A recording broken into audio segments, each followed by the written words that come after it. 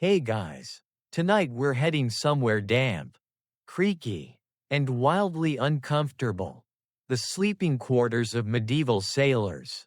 You'll be rocking gently in a hammock that smells like seawater and despair. Listening to the ship groan as it wrestles with angry waves. The air is thick with salt and sweat, and the floor tilts just enough to make your stomach wonder what it did wrong in a past life. You sure wouldn't survive a night here, not without a strong stomach and stronger nerves. So, before you get comfortable, take a moment to like the video and subscribe, but only if you genuinely enjoy what I do here. And tell me in the comments where you're listening from, and what time it is for you right now. Now, dim the lights, maybe turn on a fan for that soft background hum, and let's ease into tonight's journey together. You duck your head beneath the low ceiling of the ship's lower deck. Careful not to hit the beams slick with moisture. The lantern light flickers weakly, swallowed by the damp air. Everything smells of old rope, wet timber, and men who haven't bathed since the last rainstorm, which, coincidentally, was this one. The ship lurches again, a sharp groan rising from its wooden ribs. And your balance wavers. You grab a post for support, your fingers meeting sticky tar and salt.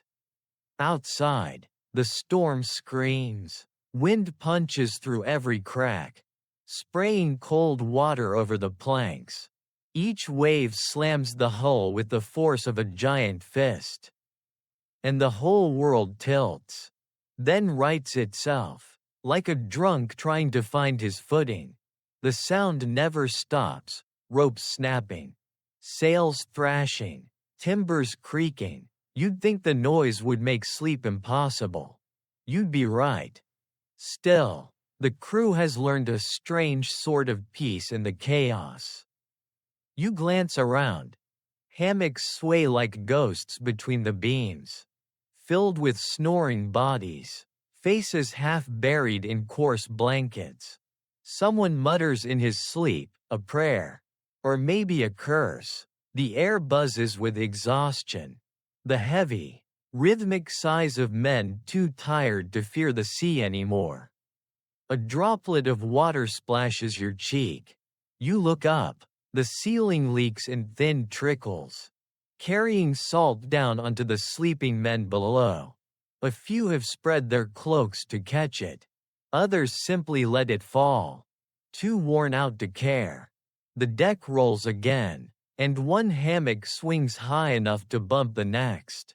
No one stirs. They've learned to sleep inside motion, like babies in a cradle that never stops rocking, except this cradle could capsize at any moment. You find your hammock, if you can call it that, a length of canvas tied between two beams. Rough and stiff, fraying at the edges. It's the same color as everything else on the ship, gray, brown, and weary. You crawl in, careful not to tip yourself out. The trick, the old sailors say, is to lie diagonally, to spread your weight so the hammock doesn't twist and flip you onto the floor. You try it, shifting slowly, and immediately feel like a loaf of bread inside a swinging oven. The ship rolls again, the lantern sways with it, shadows bending and stretching across the walls like restless ghosts. The sound of rain becomes a constant hiss. You close your eyes, but every creak, every crash of water, every grunt from the man beside you keeps your brain awake. It's a battle between body and sea, between the need to rest and the need to brace yourself. Someone laughs softly in the dark, a hoarse, delirious laugh. You open one eye and catch a glimpse of a sailor clutching a small wooden charm. Muttering to it, keeps the sea spirits away. He says when he notices your stare. Then, As if that explained everything. He turns and goes right back to sleep. You can't tell if you feel comforted or terrified. Somewhere above, thunder rumbles, deep and long, like the sound of the ocean itself growling. The mast groans. You wonder how many nights like this the ship has survived. How many hammocks have swung under storms like this one? There's a strange beauty to it, the rhythm of the waves, the hiss of the rain, the heartbeat of the ship echoing through its hull. You begin to sense why sailors called their vessels she, as if the ship were a living creature, breathing and moaning under the strain, carrying them through madness toward morning. You start to drift, just a little. The hammock rocks gently now. The worst of the storm muffled by exhaustion. Somewhere in the dark, a lullaby hums. Or maybe it's just the wind threading through the ropes. Your eyelids grow heavy. The cold, the smell, the endless motion, they blur together. And suddenly, for the first time tonight, your body begins to surrender. And then, a crash. The ship jerks violently, and you slam against the side of your hammock. Heart hammering. The storm's not done yet. You hear a shout above deck. Feet pounding. The bark of orders lost to the roar of the wind. Someone below curses. Someone else laughs again, because sometimes laughter is the only thing that keeps a sailor sane. You close your eyes once more, gripping the canvas edge, breathing through the salt and fear. Sleep, if it comes at all, will come like the tide, slow, reluctant, and only for a moment before being pulled away again. Tonight, the sea decides how much rest you'll get. The hammock sways beneath you, a stubborn cocoon refusing to settle. Outside, the sea rages as if it has something personal against the ship, which, honestly, it probably does. Medieval sailors used to say that storms were the ocean's way of reminding men who really ruled the world. And tonight, she's in one of her moods. You tighten your grip on the edge of the canvas as the floor drops a few inches beneath you.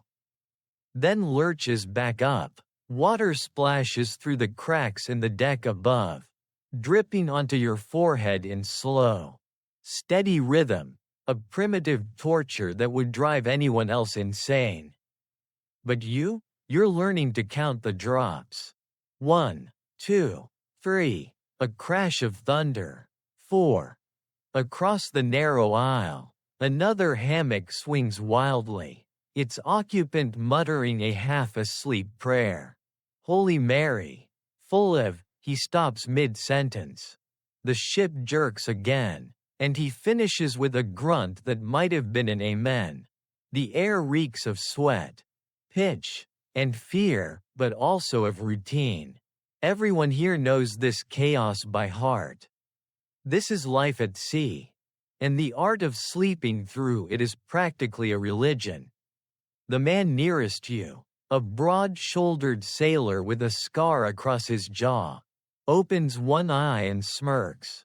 You'll get used to it, he says over the thunder. Voice rough but strangely calm. The trick isn't to fight the ship. You gotta sway with her. He gestures lazily with one hand, the motion of someone who's done this 1,000 nights. Then he closes his eyes and snores instantly, like a switch has been flipped. You try it. Let the hammock roll with the ship's movement instead of bracing yourself. It's unsettling, like trusting a drunk friend to drive. But after a few moments, you feel the strange rhythm of it, a slow, unpredictable dance between your heartbeat and the seas. A whisper of laughter echoes from the far end of the deck. Someone's telling a joke, low and hoarse, about a cook who tried to make stew during a storm. The punchline gets drowned by thunder. But everyone chuckles anyway. Humor is currency here. The only thing that doesn't spoil in the damp. Still, the ship's interior is a maze of discomfort. Every plank creaks. Every nail complains. The lantern above your head sputters. And for a moment the light goes out entirely. In that instant, you're swallowed by darkness, not the gentle dark of a quiet room, but the heavy, suffocating dark of a cave filled with moving air and the faint sound of things shifting in the shadows. You can almost feel the ship breathe. Then, with a hiss, the flame flares again. You catch sight of what's around you. Hammocks lined up like graves. Each one holding a man who's either asleep, pretending, or too afraid to admit he can't. Water pools near the barrels at the back. A rat scurries past your boots. Bold as a captain, no one reacts. Out here, vermin are just part of the crew. You glance toward the narrow stairs leading up to the deck. A silhouette appears, one of the officers. Soaked to the bone, shouting orders down to the men below. His voice cuts through the storm. Secure the mainsail. Keep the ropes tight. The sailors groan, dragging themselves from their hammocks. You stay still, silently grateful your shift isn't up yet. The ones who climb the ladder vanish into the screaming wind. You hear the door slam, followed by muffled shouting. Then the sharp crack of a rope snapping somewhere above. You can picture it. Men clinging to wet wood. The sea trying to rip the ship apart piece by piece. And here you are, lying in a strip of canvas. Pretending this is sleep. For a brief moment, you wonder how they ever survived nights like this. The answer, if you had to guess, is exhaustion. When the human body is tired enough, it stops caring, it stops fearing, it just shuts down, even if the bed beneath it is moving like a roller coaster designed by Poseidon himself. Some historians still debate whether hammocks were a sailor's clever invention or a cruel necessity. Records from the late 15th century suggest they were borrowed from the Caribbean. Indigenous people used them to keep away from damp ground and insects. On a ship, though, they became something else. A symbol of adaptation. Of man trying to find peace in the middle of chaos. You shift again, finding a balance between comfort and survival. The canvas hugs you like a tight embrace. The edges pressing into your arms. Your boots dangle just above the floorboards, swinging in rhythm with the sea. It's not pleasant, but it's something. The storm outside howls on, relentless, yet down here, among the weary and the resigned, there's a strange calm. You realize that everyone on board has accepted one unspoken truth. You can't fight the sea. You can only endure her moods and hope she doesn't decide to collect her due. A few minutes later, the thunder moves farther away. The rain softens from a violent drumbeat to a gentle hiss. The lanterns burn steadily now, and the air feels a little less alive with terror. You hear someone humming an old tune, probably a sailor's lullaby. Soft and rough at once. The words are lost in the creak of the timbers. But the melody lingers. You let your eyes close again. The hammock rocks gently. The ocean sighs around you. And the noise becomes strangely soothing, like white noise for people who've given up on land. Your breathing slows. The taste of salt still clings to your lips. But the fear begins to fade. Somewhere between wakefulness and dream, you imagine the sea forgiving you for daring to sleep on her back. And for the first time tonight, you actually do. When you wake, It's hard to tell how much time has passed, hours, minutes, or just one particularly dramatic wave. The ship still creaks, but softer now, like it's sighing after a long tantrum. You blink into the murky light and realize the storm's fury has faded into the quiet groan of survival. The sea, ever fickle, has grown tired of her rage. Your body feels as though it's been through battle. The hammock has left lines across your skin. Your clothes are still damp. And your head is thick with the kind of fog that only salt air and sleep deprivation can create. Someone nearby is coughing, a deep, chesty rattle that sounds like it could knock loose a plank. Another sailor sneezes, mutters something unholy, and immediately goes back to sleep. You push yourself upright, letting your boots touch the cold boards below. The floor feels steady for the first time in hours. That alone is almost unsettling. You've grown so used to motion that stillness feels suspicious. Maybe the sea's just pretending to be calm. You think. She likes to test you like that. The air below deck is heavy and stale. A few men stir, grunting and stretching in their hammocks. One lights a stub of candle, revealing the cramped world around you in a pale, trembling glow. You can finally see the details that darkness had hidden, the ropes frayed from salt, the barrels strapped down with faith and desperation, the hammocks swaying gently like pendulums of exhaustion. You catch the eye of a young sailor across the room, barely old enough to have grown a beard. His face thin, eyes too wide for someone this far from shore. He smiles weakly and says, "You made it through your first storm, eh?" His accent's thick, but the meaning's clear. You nod, because talking feels like it might break the fragile quiet. He chuckles, the sound dry as rope. You'll find sleep comes easier once you've stopped hoping for it. A dark kind of wisdom, born from too many nights like this one. You climb out of your hammock and move toward the narrow stairs that lead to the upper deck. The boards creak beneath you, wet and sticky with salt. The air grows cooler as you ascend. And then, the light hits you. The storm is gone. What stretches before you is a world reborn, waves still rolling, but calmer now, glittering beneath a bruised dawn sky. The horizon glows faintly gold where the first slivers of sunlight break through the clouds. The air smells cleaner, fresher. It's hard to believe that just hours ago this same sea was trying to kill you. A handful of sailors are already working, tightening ropes, scraping barnacles from the rails, hauling buckets of water to wash the deck. The thud of boots and slap of ropes form a kind of rhythm.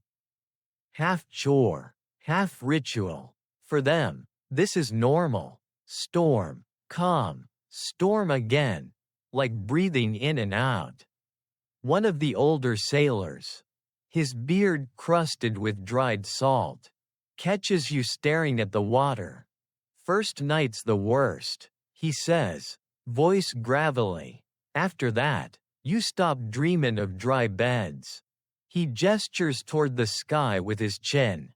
"You start dreamin' of fair winds instead." You nod again, though you're not sure you agree. You'd take a solid mattress and a roof that doesn't leak any day. But you keep that thought to yourself. No need to anger the gods of the sea. Or the men who serve them. Below deck, someone starts humming the same tune from last night. It drifts upward through the cracks, soft as breath. It's a song you've heard before. Maybe in a tavern, or maybe you're just imagining it. The melody rises and falls with the sway of the ship, blending into the sea's rhythm until you can't tell where one ends and the other begins. Your eyes follow a line of rope leading from the main mast to a pulley system overhead. Tiny beads of water cling to it. Catching the morning light, you watch one bead tremble, then slide down slowly, leaving a faint trail behind. It's strange how beautiful things can seem after a night like that, how even a bit of water can look like mercy. A gull cries in the distance. The sound is sharp, cutting through the dull throb in your head. You follow it, squinting toward the horizon, and spot a faint shape of land, or maybe just a trick of light.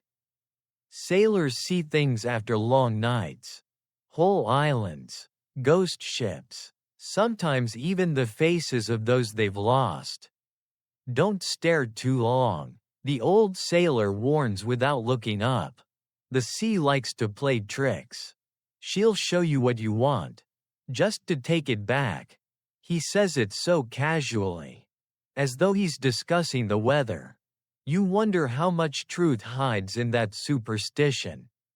Historians still argue about the mental toll of those long voyages, whether sailors went mad from the isolation, or from the endless rocking that blurred the line between dream and reality. One diary from the 14th century mentions a man who claimed to sleep only in rhythm with the waves, unable to rest once he reached land. Imagine that. Land making you seasick. You take a deep breath, letting the salt sting your lungs. There's something strangely hypnotic about this world, brutal.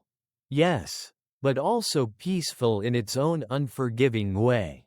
You can almost understand why men kept signing up for voyages that promised little more than discomfort and danger.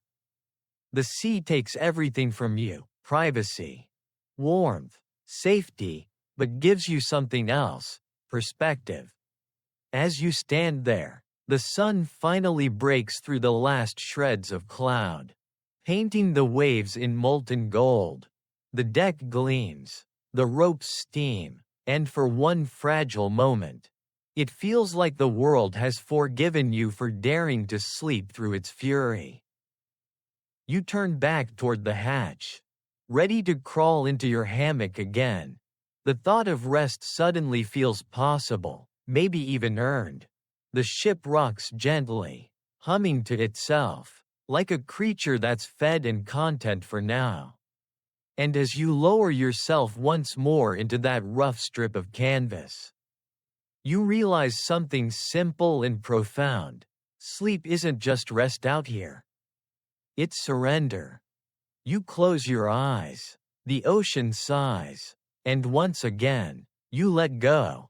The next time you open your eyes, the ship is moving through calm water, the kind that tricks you into thinking the sea has a conscience. Sunlight spills through the cracks in the deck above, catching on the swirling dust and sea mist that hang in the air. The storm is only a memory now, but it lingers in the wood, in the salt, in your bones. You stretch inside your hammock, every muscle complaining. The rough canvas digs into your shoulders, and your neck feels like it's been replaced by a stiff rope. Around you, the soft snores of the crew rise and fall like waves. Someone nearby mutters in his sleep, a half-sentence about home and bread, proof that even the toughest sailors dream of warmth and kitchens that don't move. The smell, however, is very much alive. The mix of salt, mold, and stale sweat forms a perfume that could strip paint. You breathe it in like a soldier accepting his fate. Medieval ships weren't exactly designed with ventilation in mind. The air simply circulates between decks like gossip, never really escaping. You roll to one side and peek toward the hatch. Light pours down the ladder, and with it comes the faint sound of seagulls and clinking metal. Day has returned, but down here it feels eternal, the same wooden tomb, the same dripping ceiling, The same endless creak. A sailor passes by, yawning so hard you can see half his soul trying to escape. Shift change, he grumbles, giving your hammock a gentle shove to wake you fully. Your turn on deck. You groan, because, of course, rest never lasts long out here. The sea's generosity ends the moment you open your eyes. You swing your legs over, landing on a plank slick with something you really hope is seawater. As you climb up, the light blinds you for a moment. The sky is wide and shockingly blue. The kind of blue that feels earned. The storm has left behind a trail of calm ripples and the smell of clean wind. You inhale deeply, and it's like taking your first real breath in days. The deck is alive again, men hauling ropes, checking knots, scrubbing surfaces. The rhythm of labor replaces the chaos of survival. You join them, pulling at a rope until your palms burn, the fibers biting into your skin. It's strange how grounding pain can be. You almost laugh at the thought. Maybe the sea does know what she's doing. After all, the captain stands near the stern, coat flapping, eyes narrowed at the horizon. His face is carved from stone and salt. His hands clasped behind his back in the universal posture of, I haven't slept in a week. But I'll die before admitting it. Beside him, the first mate scribbles in a logbook, noting the ship's heading, the weather, and probably how many men still have all their fingers. You take a moment to glance upward. The sails, patched and stained, billow gently. Each rope hums with tension, alive in the breeze. It's beautiful, in a battered sort of way, like a scar that tells a story. A seagull lands on the railing, cocks its head, and eyes you like it's judging your life choices. You offer it a crumb from the stale bread tucked in your pocket. The bird snatches it, drops it, then flies off with a squawk of apparent disapproval. You sigh. Even the wildlife thinks you're beneath them. As you work, you overhear two sailors arguing, something about who gets to sleep next to the barrels of rum tonight. They're warmer, one insists, the other shakes his head. They leak. It's a debate as old as seafaring itself, comfort versus consequence. You can't help but smile. Sleep, on a medieval ship, wasn't a luxury, it was an act of defiance. To close your eyes in this world of noise and motion was to say, I trust this floating miracle not to kill me before dawn. By midday, the sun has warmed the deck enough that a few sailors collapse into short naps right where they stand. Backs against barrels or ropes. One man snores sitting upright, hat over his face, balance perfect despite the slow roll of the waves. You envy him. They've turned exhaustion into an art form. Down below, others have started their own form of rest, cleaning. The hammocks are being aired out, though the term airing out is optimistic at best. Damp canvas never really dries at sea. It just reaches a stage of slightly less disgusting. You take a bucket of seawater and toss it over the boards, scrubbing with a brush that's seen better decades. The scent of salt and wood fills your nose again. The ocean is generous in that way. She gives you 1,000 smells. None of them pleasant. As you work, a memory slips through your mind, the first time you ever saw the sea. Back then, it seemed endless and romantic, like something out of a ballad. You thought sailors were heroes. Now, knee-deep in dirty water and fatigue, you realize they're more like stubborn fools who forgot how to quit. Still, There's something about it you can't deny, a rhythm, a pull. The sea takes your comfort but gives you a strange peace in return. Maybe that's what keeps them all here. Not the pay, not the adventure, but the simplicity of it. Out here, you sleep when you can, eat when you're lucky, and keep moving because stopping means sinking. As evening begins to fall again, the wind picks up, gentle this time. Playful, the sky glows orange and pink, reflecting on the calm water below. The storm is a fading scar on the horizon. You glance down at the deck and spot your hammock through the open hatch, still swaying. Still waiting, despite everything, your body craves it. The sun dips lower. One by one, the crew settles into their routines, ropes coiled, lanterns lit, soft jokes traded in tired voices. The sea hums quietly, as if amused by your persistence. You head below deck once more, ducking under beams, the familiar smell wrapping around you like an old, damp blanket. You lie back in your hammock and close your eyes. For a moment, you think about land, solid, unmoving land, and how foreign it must feel now. The thought drifts away like everything else. The sea rocks you gently, as though apologizing for last night's temper. You smile faintly in the dark. Maybe forgiveness really is her way of saying, sleep while you can. And so, you do. You wake to shouting, not panicked shouting, the other kind. The everyday, morning chaos that's somehow louder than a storm. The kind that reminds you you're alive. Which is a mixed blessing. Boots stomp above your head. Ropes thud, and someone laughs at a joke you didn't catch. You blink into the half-darkness below deck. The air thick with sweat, wood, and that distinct odor of wet wool that's now your permanent cologne. The ship creaks lazily beneath you, swaying like an old drunk who's finally found his rhythm again. You rub your face and glance around. The hammocks are mostly empty now.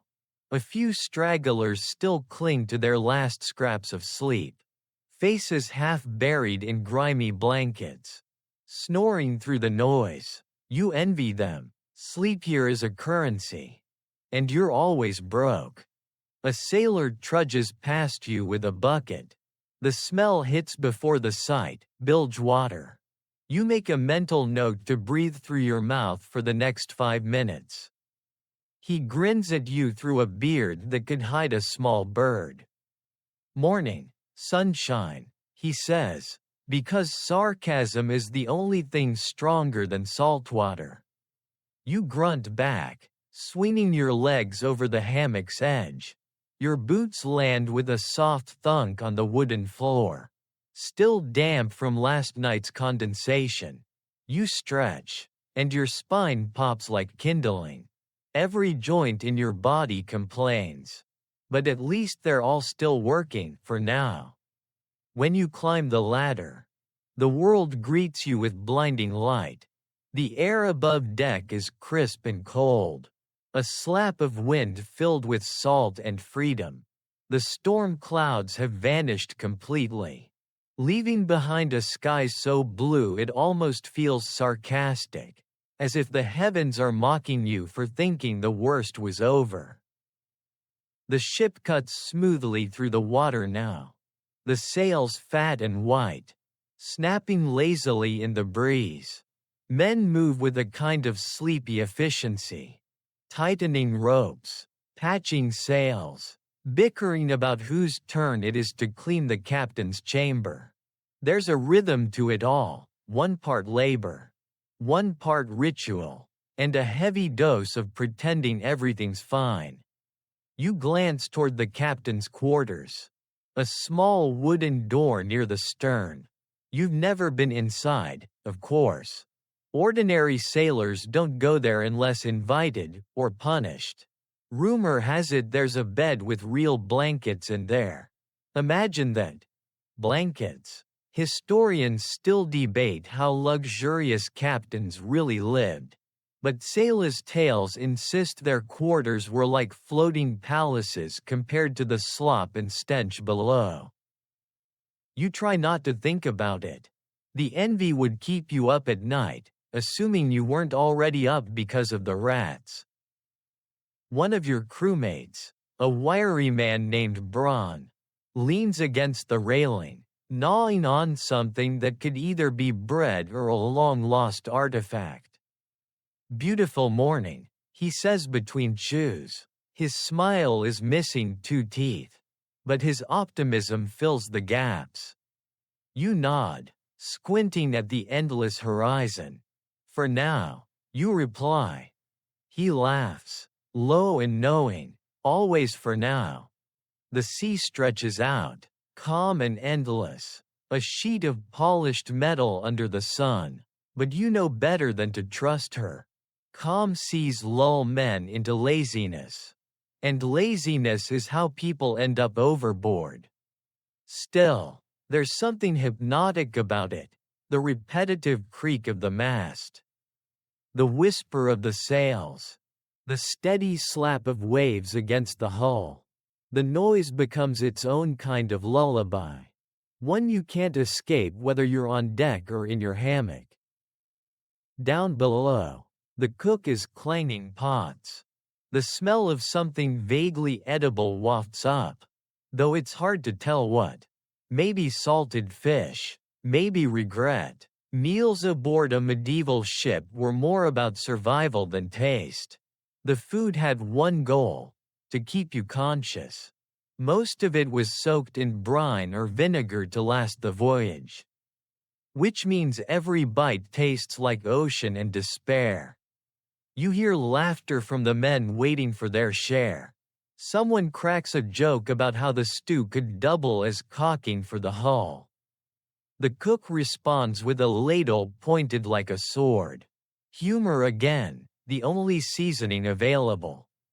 After breakfast, you're assigned to maintenance duty. That means scrubbing, polishing, and pretending not to hate every second of it.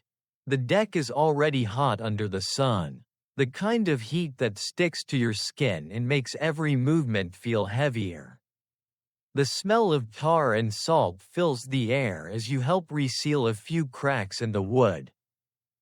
It's tedious, but there's comfort in the repetition. You think about last night, about the hammock swaying, the thunder, the strange peace that came after. The sea, for all her cruelty, has rhythm. She punishes and then soothes, tests and then forgives. Thinking too much again? Braun asks, smirking as he tosses you a rag. That's dangerous. Best to let the sea do the thinking. You roll your eyes, but he's not wrong. Thinking gets you nowhere out here. There's no grand plan, no clear horizon, just wind, water, and the endless cycle of wake, work, sleep, storm, repeat. By mid-afternoon, the sun starts to sink lower, and shadows stretch long across the deck.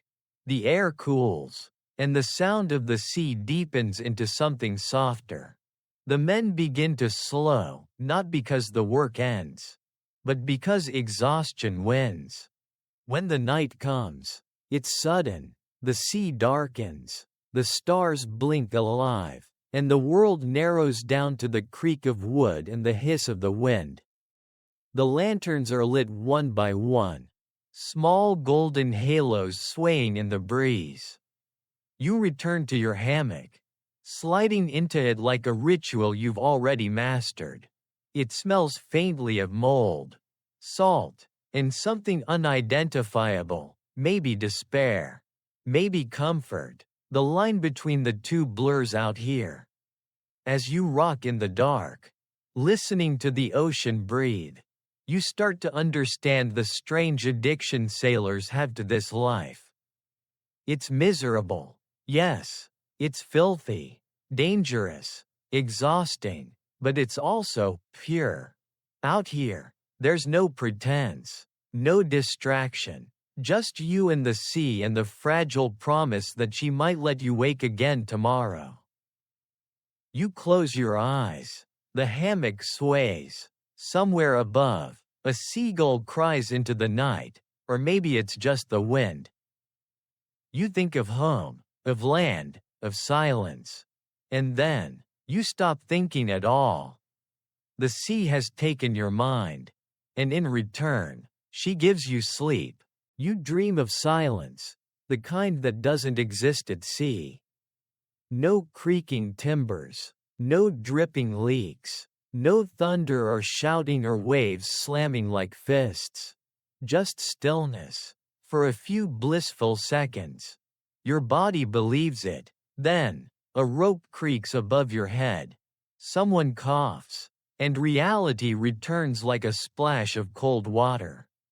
You open your eyes. It's dark again, though not completely. The lanterns sway gently, their light dancing across the beams in soft, golden arcs. The air is warmer than usual, thick with breath and humidity. The ship's belly hums with a quiet rhythm, not chaos, not peace, but something in between. You've been asleep for only an hour or two, long enough for your body to forget where it was. You lie still for a moment, listening. The ship's movements are smaller tonight, more deliberate. Outside, the waves lap against the hull like they've decided to forgive you for something. Somewhere, a sailor hums a tune too low to recognize, maybe a prayer. Maybe a lullaby. It drifts through the air like smoke. You exhale slowly. You're learning that sleep on a ship isn't measured in hours, but in moments. You take it when you can, lose it when you must, and hope it finds its way back to you before the next storm. The air down here is suffocating. Though, you swing your legs over the hammock and drop softly onto the floorboards. The wood is warm under your feet, a strange comfort. Proof that the sea hasn't frozen you yet. You move carefully, stepping over ropes and sleeping bodies, and climb the narrow stairs toward the open hatch. The night outside greets you like an old friend, cold, salty, alive. The sky is enormous, an endless field of black velvet pricked with stars. The moon hangs low and heavy, its reflection rippling across the waves. The world feels both vast and impossibly close. The sea whispering secrets only the sleepless can hear. A handful of men are on watch, their silhouettes outlined against the faint glow of lanterns. One leans against the railing, chewing a piece of hardtack. Another tightens a rope, humming quietly to himself. The mood is different from the day, slower, softer, and strangely human. You walk to the edge of the deck, resting your hands on the cold rail. The wood is slick with spray, but steady beneath your palms. Below, the sea moves with hypnotic grace, every ripple catching the moonlight like shifting silver. You could almost believe it's calm forever, but sailors know better. Beside you, a man clears his throat. It's the old sailor from before, the one with the salt-encrusted beard. He glances at you, then at the horizon. Couldn't sleep? He asks, his voice a low rumble. You shake your head. Didn't last long. He chuckles softly. Ain't supposed to. The sea doesn't like men who sleep too much. She thinks we're ignoring her. You grin faintly. And that's bad? Oh, very. He leans in a little, his breath warm and sour. She gets jealous, makes sure you never forget her voice. He taps the railing with a gnarled finger, as if to emphasize the point. The wood answers with a low groan. Perfectly timed. You both laugh. though you're not sure if it's funny or unsettling. For a while, you stand in silence together, watching the moon trail across the water. The sea is calmer than it's been in days. But there's always motion, small waves folding into one another. The endless pulse of something ancient and alive. You ever notice, the sailor says after a while, how quiet feels louder out here? You nod, like it's listening. He grins, the moon catching in his teeth. Exactly, always listening. That's why we talk to her, so she doesn't get bored. He points toward the horizon, where faint clouds blur the stars. Storm coming again, small one, I reckon. You can smell it before it hits. You inhale. The air does taste different, sharper, tinged with metal and anticipation. You wouldn't have noticed if he hadn't said it. Now, it's obvious. The sea never really sleeps, she just changes her mood. You both linger there, leaning against the railing, letting the cool mist settle on your faces. There's something oddly comforting about it. The idea that danger is predictable. Cyclical. Out here, routine feels like safety, even when it's chaos. After a while, he straightens, stretching his back. You'd best get used to these nights. He says, they'll be most of your life now. He gives you a look, not unkind, but heavy with truth, then walks away. His steps steady, the boards creaking under his weight. You stay where you are, staring at the horizon. The waves shimmer under the moon, black and silver, like moving glass. A gust of wind catches the sails, and the ship shifts slightly, responding like a creature stirring in its sleep. The first drops of rain arrive quietly, a mist at first. Then a whisper, then a soft, steady patter. You lift your face to it, eyes closed, letting it cool your skin. The sea has moods, yes, but she also has mercy. You turn to head back below deck, careful on the slick boards. The lantern light glows warm and golden inside, a small defiance against the dark. The men who sleep do so deeply now, as if trying to store rest for whatever comes next. You crawl back into your hammock, damp from the mist, and lie there listening to the gentle patter of rain above. The ship sways in rhythm, a lullaby written by wind and water.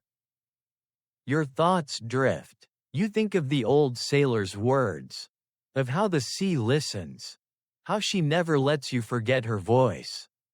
Outside, thunder murmurs in the distance, too far to fear yet. You smile faintly. I hear you, you whisper. The sea answers with another slow, rolling wave. And just like that, you fall asleep again, not peacefully, but completely, swallowed by the rhythm of the deep. You wake again before dawn. Though wake might not be the right word. More like your mind slowly floats back to the surface after being half drowned in exhaustion. Your body aches from the hammock's shape, your shoulders are stiff. Your neck feels twisted, and your legs are tangled in damp fabric. The air is colder now, sharp enough to sting your nose. You can tell without even opening your eyes that the weather's changed. The sound gives it away, that low, distant thunder, the hiss of rain like sand poured over canvas, and the occasional heavy slap of water against the hull. The ship rocks harder than before, not violently, but with intent, as if the sea's reminding everyone that calm is only ever rented, never owned. You pull your blanket tighter and peek through half-closed eyes. The lantern nearest you is still burning, its flame swaying lazily with the ship. Shadows crawl across the walls in long, Slow arcs. The men around you are sleeping fitfully now. Faces tense even in dreams. One mutters something about ropes, another jerks awake, sits up, then immediately lies back down as if surrendering to whatever the sea decides. You close your eyes again, trying to sink back into that shallow, warm nothingness, but the ship creaks differently now. There's a groan in the hull that wasn't there before. Deeper and more deliberate. It vibrates through the wood and into your bones. Footsteps echo overhead. A shout follows, muffled through the planks. Then another. Orders. The tone is clipped. Urgent. Not panic yet, but close enough to keep your heartbeat from slowing. You sit up, swinging your legs over the hammock's edge, careful not to step on anyone's gear. The air feels thicker, like even oxygen has to fight to stay aboard. The ship lurches again, and a thin stream of water snakes across the floorboards. Rainwater. Maybe, or maybe not. You don't ask questions you don't want answered. Then, a voice from above. All hands on deck. The words slice through the dim like lightning. Around you, men groan, curse, scramble to their feet. Hammocks sway violently as boots hit the floor. The once peaceful hum of sleep turns instantly into the clatter of chaos. You grab your coat, still damp from before, and follow the surge of movement up the narrow stairs. The hatch bursts open to wind and rain. The deck is a blur of motion, ropes snapping taut, sails thrashing, the mast swaying like a living thing. The sea glows faintly silver under the half-moon, the rain slicing diagonally through the air. Someone shouts near the bow, his voice whipped away by the wind. Another man hauls on a rope, his hands white with strain. The storm isn't as violent as the last one, not yet, but it's growing teeth. You stumble toward your post, gripping the slick rail for balance. Every part of the ship feels alive, the boards under your boots flexing, the ropes humming, the sails groaning with every gust. You can barely hear your own breath over the roar. A wave crashes over the side, drenching you completely. Salt burns your lips. Rain stings your eyes. You taste the sea, raw, cold, relentless. For a moment, you laugh, half mad. Maybe it's hysteria. Maybe it's acceptance. The man beside you catches your grin and shakes his head. You're losing it, he shouts, voice barely audible. Already lost it, you yell back. And he laughs despite himself. Humor, the only shield that ever really works. The captain stands near the helm, coat plastered to his shoulders, shouting commands into the wind. His voice carries somehow, cutting through the noise like a blade. The men respond instantly, each one moving in rhythm. It's chaos, yes, but it's organized chaos, centuries of practice distilled into muscle memory. You tighten a line until your palms burn, then wedge your foot against a beam for leverage. The ship pitches sharply, and for a terrifying moment you're almost airborne.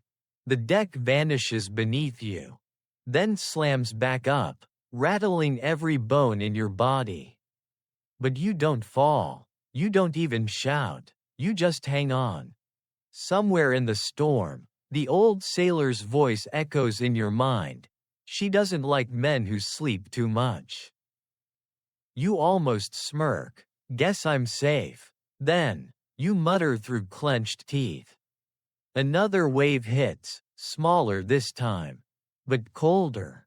The wind shifts direction, the rain grows heavier, but the lightning is still far off. You can smell it, though. That metallic tang that clings to the air just before the sky splits open. The sailors move like ghosts now, their faces half hidden by hoods and spray. Every shout, every motion, is soaked with urgency. Someone slips. You reach out and catch his arm, pulling him upright before the sea can claim him. He nods once in thanks. Too breathless to speak, you both go right back to work. Minutes stretch like hours, until finally, the wind begins to ease.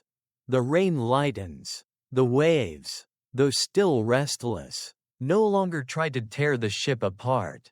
The captain lowers his arm, signaling the all clear. Slowly, the noise fades into the steady breathing of tired men and the rhythmic slap of water against the hull.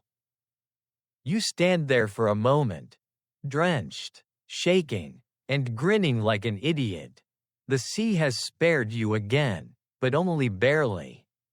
When you finally make your way below deck, the warmth hits like a blanket. The lanterns flicker gently, and the air smells of wet wood and smoke. The men file in behind you, silent now, each one carrying that look sailors share after surviving a night like this, half exhaustion, half disbelief. You peel off your soaked coat and crawl into your hammock. The canvas is damp, but you don't care. You close your eyes, letting the hum of the ship cradle you once more. Sleep comes fast this time, heavy and complete. You dream of nothing, not storms, not land, not even the sea, just darkness. Because out here, sometimes the best dream is no dream at all. You wake to sunlight, real, golden sunlight, filtering through the cracks above like a promise the sea almost forgot to keep. The storm is gone again, leaving behind a strange calm that feels almost too quiet, too gentle. The ship groans softly in its sleep, the boards creaking in slow rhythm. And for a moment, you can't tell if you're dreaming or simply too tired to notice the difference. The air smells of salt and tar, but also of something rare, warmth. You open your eyes fully, blinking against the thin shafts of light piercing the dim deck below.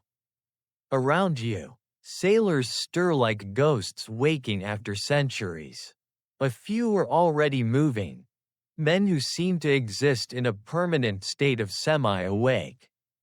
They stretch, cough, and reach for their mugs of stale water as if it's fine wine. You roll out of your hammock, wincing as your feet hit the cold planks. Every muscle feels like it's been used as a rope in last night's storm.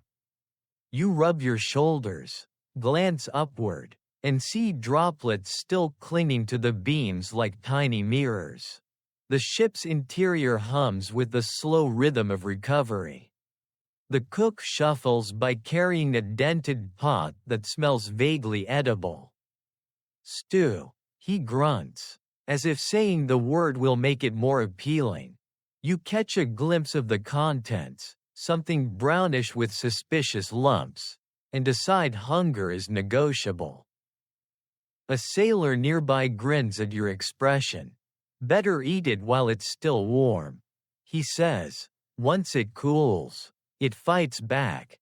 You laugh weakly, because laughter is easier than despair. It echoes through the deck, and a few others chuckle too. It's a strange thing, how humor survives everything. The sea can take your comfort, your sleep, your dry socks, but never your ability to laugh at misery. Maybe that's why sailors rarely go insane. They're too busy making jokes about it. You climb up to the main deck, one hand brushing the damp railing. The light blinds you at first. And then, there it is. The ocean, endless, shimmering, pretending it never tried to kill you a few hours ago. The sky is wide and clean. The clouds scattered like lazy brushstrokes. Gulls wheel overhead, their cries sharp and distant. For a moment, the scene feels almost holy. You stand still, breathing it in, the warmth on your face, the salt on your lips, the slow heave of the waves beneath your feet. The ship feels alive, and so do you. The captain is at the stern, coat off for once, sleeves rolled up as he studies the horizon. His face looks softer in the daylight, less like a marble statue. More like a man. The storm stripped everyone bare in its own way. You move to the railing beside Braun, who's already leaning there, smoking something that smells like burnt seaweed. He offers you a nod, exhaling a lazy plume of smoke. Told you she wouldn't sink, he says. She tried, you reply. He chuckles. Aye, but she's sentimental. Likes to scare us before breakfast. You both fall quiet, watching the waves roll in slow, hypnotic arcs. The sound is gentle now, no roar, no crash, just the hush of water brushing wood. The sea, when calm, is deceptive. You can't help but admire her beauty while remembering her cruelty. A few sailors begin singing softly. Voices rough but tuneful. It's a shanty you don't know. But the rhythm is easy, slow, steady, like the sea itself. Their voices rise and fall with the wind, threading through the ship's creaks. It's not joyful exactly, but it's warm, like a heartbeat shared among tired men. You join in on the chorus, your voice blending awkwardly with theirs. No one minds. Out here, singing isn't about pitch, it's about proof that you're still here. When the song fades, you catch sight of something on the horizon, a dark smear against the light. Land? A cloud? You squint, trying to make sense of it. But it dissolves as quickly as it appeared. Maybe your eyes are playing tricks again. The sea loves illusions. See something? Braun asks. Maybe, you answer. Or nothing. He grins. Out here, it's usually both. The captain shouts an order, and men begin hauling ropes, adjusting the sails to catch a steadier breeze. You lend a hand, the rope biting into your palms. The rhythm of the work steadies you. Pull, wrap, knot. It's strange how mechanical survival can become after a while. As the morning drifts on, the deck fills with the sound of chores and chatter. Someone sharpens a knife, someone else scrubs the railings. A young sailor hums to himself while mending a torn sleeve. Life returns, quietly but completely. You pause to drink from a cup of briny water and glance toward the horizon again. It's empty now, just sea and sky in endless conversation. And yet, you feel something. A pull, not fear, not awe, something deeper. Connection, maybe. You've started to understand the strange loyalty sailors feel toward the sea. She's brutal, yes, but honest. On land, you can lie to yourself. Out here, the ocean doesn't let you. The sun climbs higher, painting the waves in sheets of gold. You hear laughter, faint and easy, floating across the deck. Someone tells a story about a mermaid that turned out to be a seal. Someone else swears he once slept through a hurricane. The truth doesn't matter. The telling does. You lean against the railing, the wood warm beneath your hands. The motion of the ship rocks you gently. A rhythm that's beginning to feel familiar, almost soothing. The storm seems distant now, like a nightmare you only half remember. But you know it'll come again. It always does. That's how the sea keeps you humble, She lets you rest just long enough to start believing you're safe. Still, for now, peace feels real. The waves glitter, the air hums, and your body begins to relax in ways it hasn't since you boarded this floating madhouse. You close your eyes, breathing slow. Maybe, just maybe, you'll sleep again tonight, and if you do, maybe this time, the sea will rock you gently. Not to test you, but to thank you for staying. You smiled to yourself, faint and tired, as the wind ruffles your hair. And the ship sails on, steady, alive, and whispering its wooden lullaby to everyone who dares to dream at sea.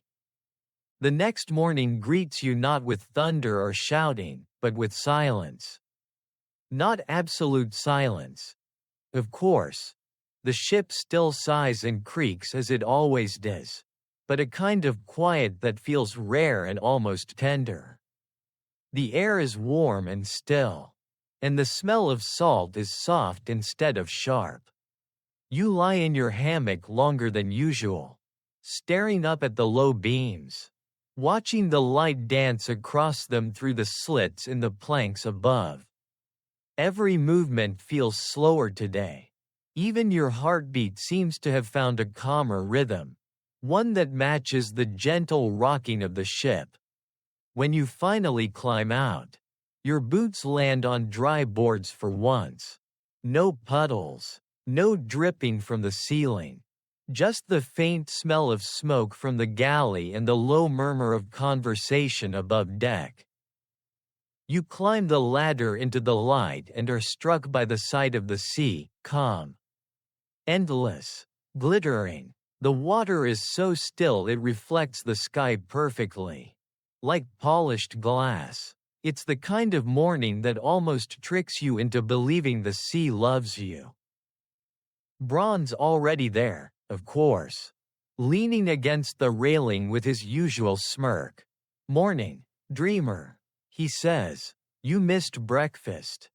Was there food worth waking up for?" you ask. He shrugs. "Define worth." You laugh, stretching your sore shoulders. The simple act of being upright feels miraculous after the last few days. Around you, the crew works in slow, methodical rhythm, repairing ropes, checking barrels, humming songs with no beginning or end. Even the captain looks more human this morning, standing at the helm with his hands clasped behind his back, eyes fixed on the horizon. A few gulls swoop low, bold enough to land on the rigging. The men toss them scraps of hardtack, laughing as the birds fight over crumbs. For a fleeting moment, life feels almost civilized. You take a deep breath. The air tastes clean, cool and faintly metallic. Like rain on stone. It fills your lungs and clears the cobwebs that sleep always leaves behind. For a while, you just stand there, watching the horizon shimmer. The world feels suspended, no storms, no shouting, just the steady heartbeat of the ocean beneath your feet. Then, softly, someone begins to sing. The voice is low and rough, but steady. A melody so old it might have been born from the waves themselves. Others join in one by one, the sound growing richer, weaving through the creak of ropes and the sigh of sails. It's not a song of joy exactly, but something deeper, a song of endurance, of men who know how small they are and sing anyway. You find yourself humming along. Even though you don't know the words, the rhythm seeps into your bones. The ship seems to hum with it, the boards vibrating faintly under your boots. When the song fades, the silence that follows isn't empty. It's full, filled with everything unspoken: fatigue, gratitude, the strange bond that only shared survival creates. Braun breaks it. As he always does. You sing like a dying seal, he says, grinning. Better than you. You shoot back. He chuckles. A low bar, my friend. A very low bar. You shake your head, but there's warmth in the exchange. Humor here isn't just entertainment, it's medicine. The laughter settles into the rhythm of the sea, like a heartbeat that refuses to stop. The rest of the day drifts by gently. The crew takes turns sleeping, cleaning, patching what remains of the rigging. The old sailor sharpens a knife on a stone, slow and steady, humming that same nameless tune under his breath. The captain charts a new course, murmuring to himself as he traces invisible lines across a sea that never stays still. By late afternoon, the sky begins to shift. The light turns softer, warmer, washing the deck in gold. The wind picks up just enough to fill the patched sails, and the ship begins to glide faster. The sensation is subtle, a quiet kind of progress. You lean over the railing, watching the wake unfurl behind you in long silver ribbons. The water looks endless, a living mirror that changes color with every breath of wind. You reach out, fingers brushing the spray. It's cold, cleaner than it has any right to be. Beside you, the old sailor appears without a sound. He watches the waves for a while before saying, "You see how she shines after a storm?" You nod, almost like she's showing off. He chuckles softly. "Aye, that's her way. Break you in half, then dazzle you until you forget." You glance at him. Do you forget? His eyes, pale as sea glass, stay fixed on the horizon. "Never," he says quietly. "But I forgive her. It's the only way to stay." The words linger, heavy and calm, like the sea itself. You realize then that everyone aboard has their own quiet truce with the ocean, a personal agreement to keep coming back, no matter what she takes. As evening falls, the light fades into a soft blue haze. The sky melts into the sea until you can't tell where one ends and the other begins. Lanterns flicker to life across the deck, glowing like tiny stars. The air hums with the sounds of dinner, clattering tin bowls. Low conversation, the occasional burst of laughter. You sit with your back against a barrel, eating whatever stew the cooks managed to conjure this time. It tastes mostly of salt, but it's warm, and that's enough. Braun sits beside you, feet stretched out, head tilted back to watch the stars appear. "Think she'll stay calm tonight?" he asks. You glance toward the horizon. The sea's as smooth as glass. The wind soft, the air warm. For once, it feels like peace. "Maybe," you say, "if we behave." He laughs quietly. "Then we're doomed." The two of you sit there a while longer, saying nothing. The sea murmurs below. The ship creaks gently, and the sky fills with stars like a promise you don't quite believe but want to. Later, as you slip back into your hammock, you realize something strange. You're starting to crave this rhythm, the constant motion, the breath of wind through the timbers, the slow, rocking heartbeat of the ship. It's not comfort, exactly, but it's something close. And as the hammock sways, you close your eyes and let the sea's quiet lullaby carry you somewhere between waking and dream. That familiar space where the storm is gone. And the only sound left is the steady whisper of survival. You wake in the soft gray before dawn. That strange, weightless hour when the world hasn't yet decided what kind of day it will be. The air below deck is still, thick with the scent of damp canvas. wood smoke, and sleep. You lie there for a moment, staring into the half-darkness, feeling the hammock rock beneath you in slow rhythm. The ship creaks, the ropes sigh, and somewhere nearby, someone snores like a small thunderstorm. You shift your weight, feeling the soreness in your shoulders and back. Every muscle complains, even your dreams, when they come, feel heavy here, full of motion, full of sound. It's as if the sea follows you into sleep just to make sure you don't forget her. You swing your legs down, boots landing quietly on the boards. The air is cold enough to sting your nose, and you can see your breath in faint clouds.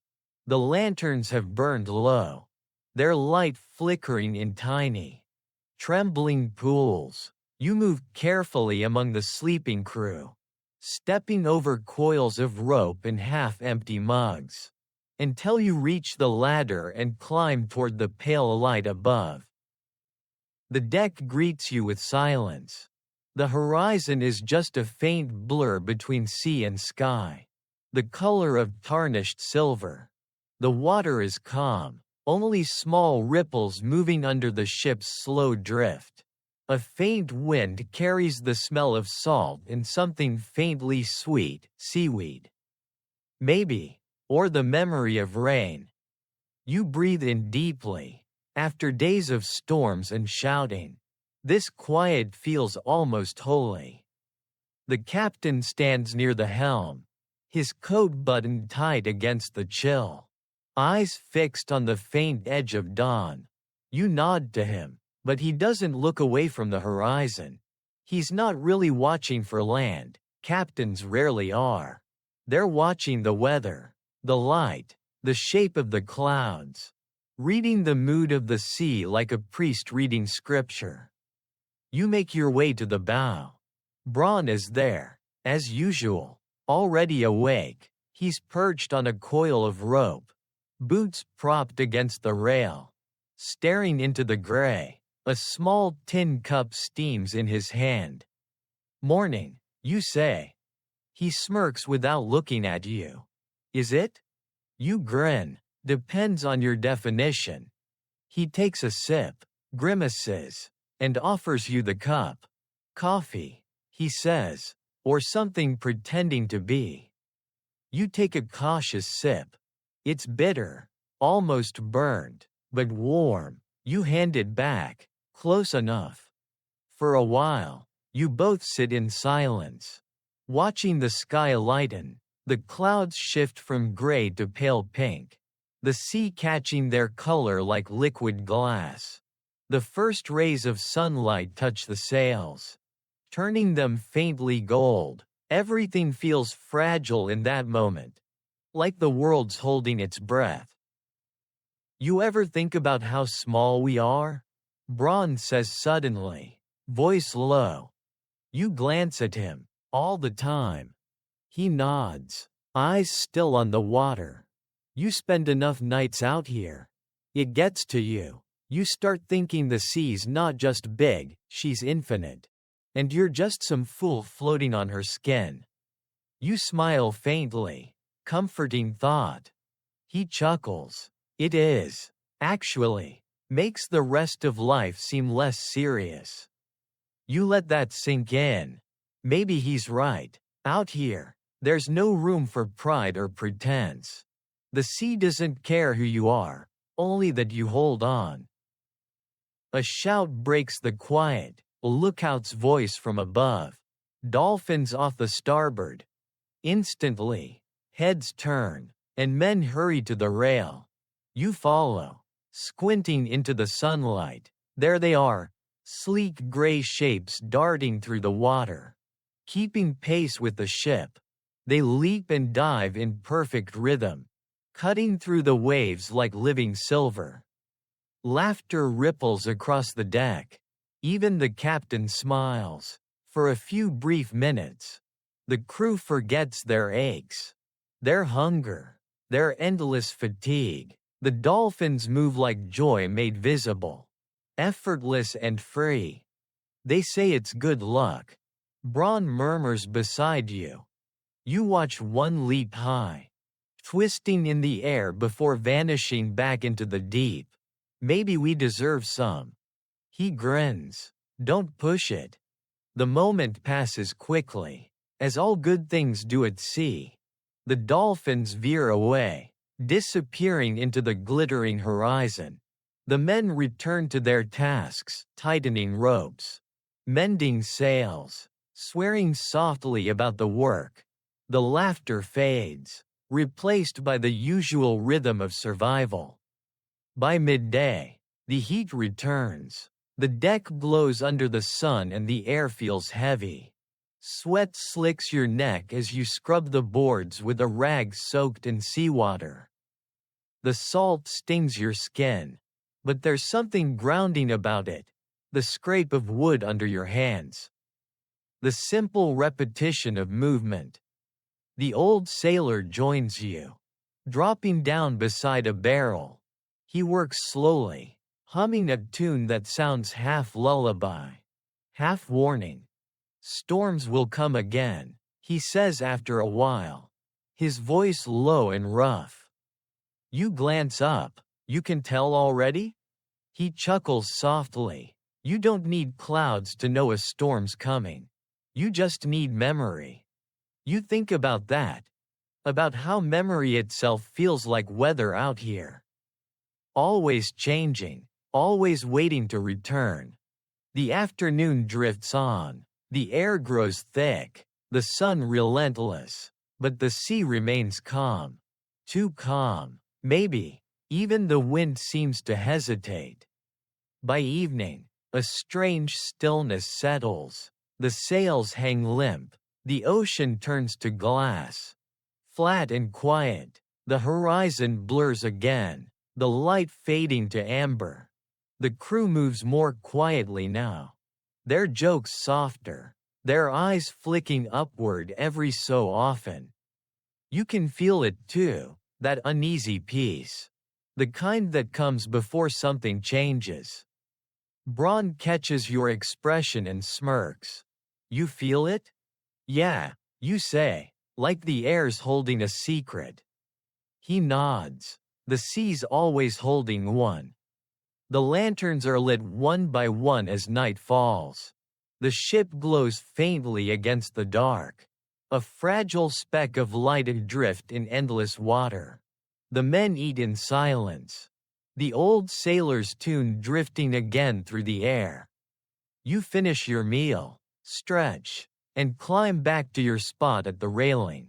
The moon rises slow and bright, silvering the deck. The water reflects it perfectly, as if the sea herself is pretending to be calm just long enough to fool you into relaxing. You rest your hands on the railing, eyes fixed on the horizon.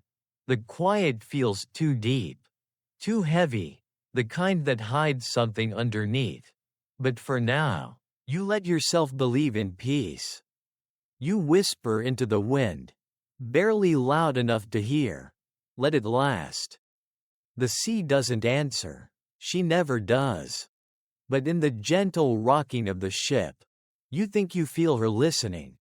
The next dawn comes as a whisper. Not a blaze. A thin, gray light slips across the horizon. And the sea lies perfectly still, too still. You can always tell when something's wrong. Not because of what you see, but because of what you don't. No gulls cry, no ropes creak, even the air feels hesitant, like it's waiting for permission to move. You sit up in your hammock, blinking sleep from your eyes. The usual morning sounds, coughing, clattering, quiet swearing, are muffled, almost cautious. The crew moves slowly, voices low, as if afraid to wake something. When you climb the ladder to the main deck, the sight that greets you feels almost unnatural. The sea stretches out in every direction, flat as glass, reflecting the dull silver of the sky. There's no wind, no swell, No sound except the faint lapping of water against the hull. It's beautiful in a way that makes your skin crawl. Braun stands by the mast. Arms crossed, eyes narrow, dead calm. He mutters, "I hate it more than storms."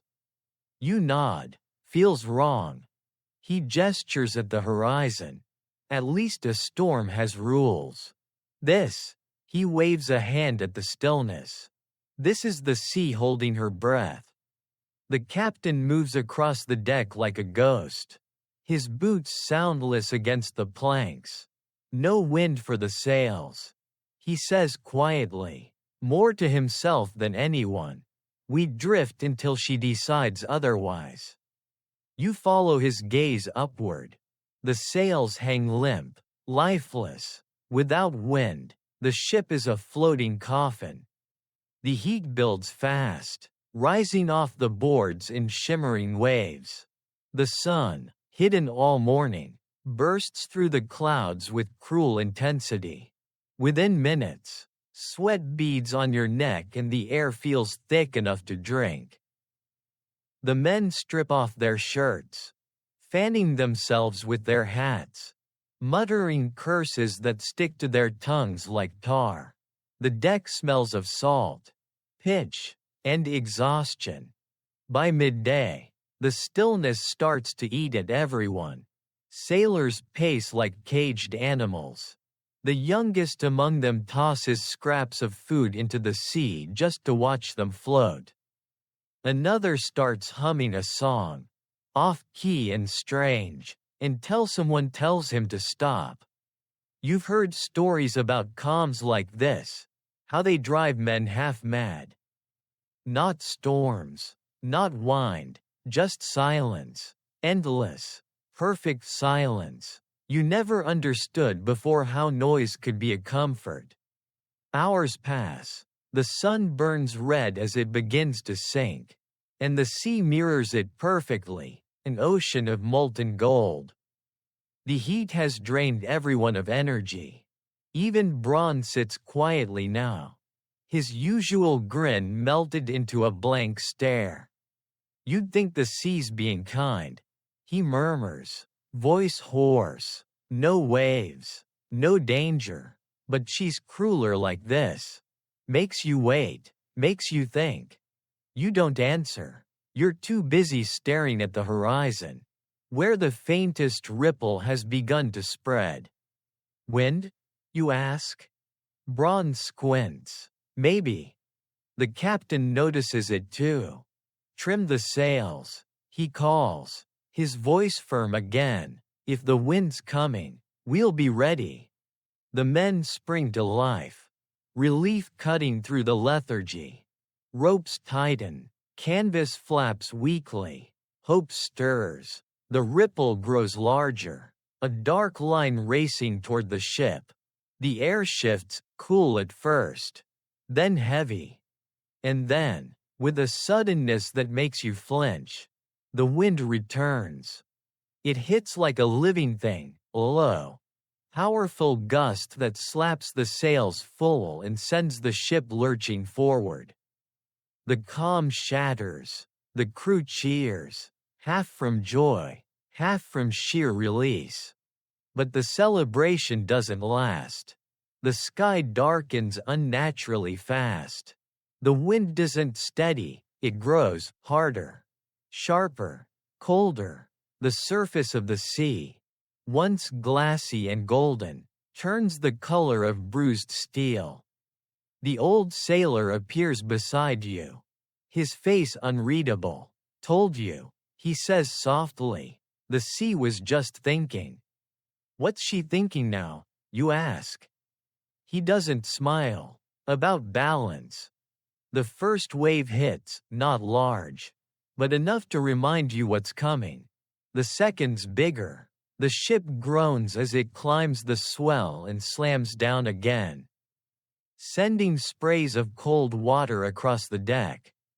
The captain's voice cuts through the growing wind. Secure the rigging, double the lashings. Men rush into motion again. their earlier fatigue burned away by adrenaline. You grab a rope and help tie down the loose barrels. The air smells of rain and static, that sharp, metallic taste that means thunder isn't far behind. Braun shouts something, but the wind steals his words. The light fades fast, afternoon collapsing straight into night. And then, for the first time, you hear it, the low, rolling growl of distant thunder. The storm hasn't arrived yet, but she's close, whispering her intent across the waves. You look up at the sails, billowing hard against the wind. They strain like living creatures desperate to break free. Your heartbeat matches the rhythm of the sea again, fast, uneven, alive. You realize how quickly peace can become danger. How thin the line is between calm and chaos. And as the first drops of rain begin to fall, cold and deliberate, you can't help but laugh under your breath. The sea is never satisfied for long. You whisper to no one, to nothing, all right. Then, let's see what mood you're in tonight. The wind answers, rising into a long, low howl. The ship tilts into motion again, and you grab the nearest rope as the deck begins to dance. The calm has ended. The sea is awake. The storm doesn't roar in all at once this time, it builds slowly. A creeping pressure that you can feel before you can see. The air grows heavy, each breath thick with the metallic taste of rain. The light dims as if the sun itself is backing away. You glance at the horizon and see it, a wall of gray, rolling toward you like a living thing. The wind picks up, steady and low, humming through the rigging. The ship groans as it tilts slightly to one side, sails straining. Around you, the crew moves with tense efficiency, tying, lashing, securing. They know what's coming. Everyone does. Braun appears at your side, soaked hair plastered to his forehead, grin already half mad. Didn't take her long to get bored of peace. He says, "She's predictable that way," you reply, gripping the rail as the ship lurches. Thunder rumbles somewhere far away, long and low, like a warning rather than a threat. The sky darkens further, clouds piling up in layered shades of charcoal and steel.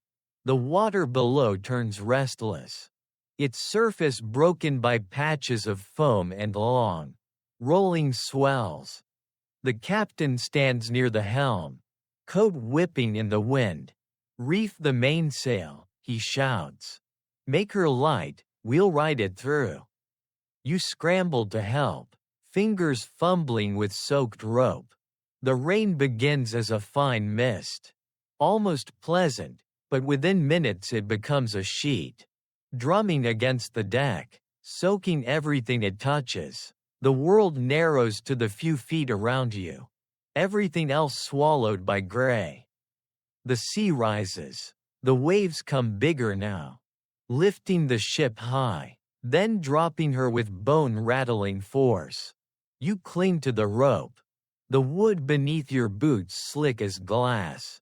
Each movement feels heavier than the last. "Steady," someone yells. "Keep her bow to the wind." You can barely hear them over the noise, the roar of the water, the whistle of wind through the rigging, the slam of waves against the hull. Every sound merges into a single, deafening heartbeat. The ship climbs another wave, groaning with the effort. For a second, you see the world tilt, gray sky above, black water below, endless motion in between. Then the boat crashes down again, and cold spray hits your face like needles. You blink through the rain, and for an instant, everything slows. The world turns silver, lightning flashes, bright enough to illuminate the faces of the men around you, eyes wide, teeth clenched, bodies tense with both fear and awe. You think, this is what it means to be alive out here. Then thunder answers, a split second later, rolling through your chest like a drum. Braun shouts something beside you, a warning maybe, but the next wave swallows his voice. You glance up and see it towering over the deck, massive and dark, a wall of water bending toward you. You barely have time to grab hold before it hits. The impact is pure chaos. The world becomes water, cold, crushing, endless. You're weightless for a heartbeat. Then slammed back down, you cough, gasping, eyes stinging from salt. The deck tilts dangerously. Something heavy slides past your leg. You hear wood crack, ropes snap. The ship shudders under the force. Somehow, you stay upright. Braun is there again, clutching a beam with one hand. Laughing, actually laughing. You still think she's done playing nice? He yells. Spitting seawater. You can't help it, you laugh too. It's madness, but it feels like rebellion. If the sea's going to try and swallow you, the least you can do is grin at her teeth. Another flash of lightning splits the sky. And for a brief second you see everything, the captain gripping the wheel, the crew hauling lines, the ship leaning hard against the wind. It's chaos, yes, but it's organized chaos. Every man knows his part. Every motion is desperate and precise. The storm howls louder, wind shrieking through the sails like a living voice. You can't tell if it's anger or joy, maybe both. The sea doesn't do small emotions. Then, amid the noise, the old sailor's voice cuts through, not loud, but clear, carried by something more than sound. Hold fast, he cries.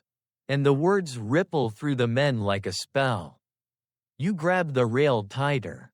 Muscles burning, lungs full of salt. The storm surges again, but somehow the ship answers her, climbing, diving, twisting, surviving. It's as if the two of them, wood and water, are locked in some ancient dance. Violent and beautiful. You lose track of time. Minutes stretch into hours, or maybe it's the other way around. The only things that exist are the wind, the rain, the roar of the waves, and the relentless rhythm of your own heartbeat. Eventually, slowly, the fury begins to fade. The thunder drifts farther away. The rain softens. The wind slackens. The waves shrink from monsters to murmurs. You stand there trembling, soaked and raw, barely believing it's over. The sky opens again, pale. Fragile light spilling through torn clouds. The sea lies restless but quiet, her rage spent. Around you, the crew exhales as one. Some men drop to their knees. Some laugh. Some just stare blankly into the horizon. Braun slaps you on the shoulder. His grin weak but real. Still here, he says. Still here, you echo. Voice rough. The old sailor passes by. Eyes half closed, lips moving in what might be prayer or curse. She's done for now, he murmurs, but she remembers. You glance at the horizon, where the light is growing stronger. The water glinting faintly gold. The storm's retreat feels like forgiveness. But you know better. It's only a pause. The ship groans but holds steady. Alive and stubborn, you wipe the salt from your face. Taste the sea on your tongue. And feel a strange gratitude bloom in your chest, not for safety. Exactly, but for endurance. You survived another night, another storm, another test you never asked for but passed anyway. And as you watch the dawn rise, painting the sea in soft color, you whisper the only prayer sailors ever truly mean. Let her sleep a little longer. The storm leaves behind a silence so deep it almost rings in your ears. You can still feel it though, the echo of thunder somewhere in your bones. The rhythm of waves burned into your muscles. It's strange how the sea always lingers long after she's gone quiet. Like a ghost that refuses to leave the room. The sky this morning is pale, washed clean. The clouds are scattered wisps, streaked pink and gold by the newborn sun. The air smells sharp, ozone, salt, and wood. You step out onto the deck barefoot, boots still drying below, and feel the boards warm under your feet. The ship rocks softly, lazily, like it too is finally resting. Everywhere, men are moving slowly, their motions tender and deliberate, like they're afraid to break the spell. The sails are ragged but functional. The ropes hang heavy with drying salt. You hear the scrape of a knife as someone shaves away splinters from the mast. The faint clatter of tin mugs from the galley. And beneath it all, the low, endless hum of the sea. You find Braun leaning against the rail, eyes closed, face tilted toward the light. He looks almost peaceful, except for the deep shadows under his eyes. Still alive? You ask, your voice rough from salt and sleep. He grins without opening his eyes. I'd say half alive, the other half's probably floating back there somewhere. You join him, resting your elbows on the railing. The horizon is impossibly wide, painted in soft colors you can't name. After a night like the last, this calm feels unreal, too perfect. Too still. The old sailor passes behind you, muttering something about patching the hull. His steps are slow but steady. You notice the small limp he's had since the last storm, and you wonder how many of those his body can remember before it finally gives up. The captain appears near the helm, hat in hand, studying the rigging with his usual intensity. He doesn't need to shout, his presence alone straightens spines. His voice, when it comes, is quiet. We'll hold this course. With luck, the wind stays friendly. Braun scoffs softly, and if it doesn't?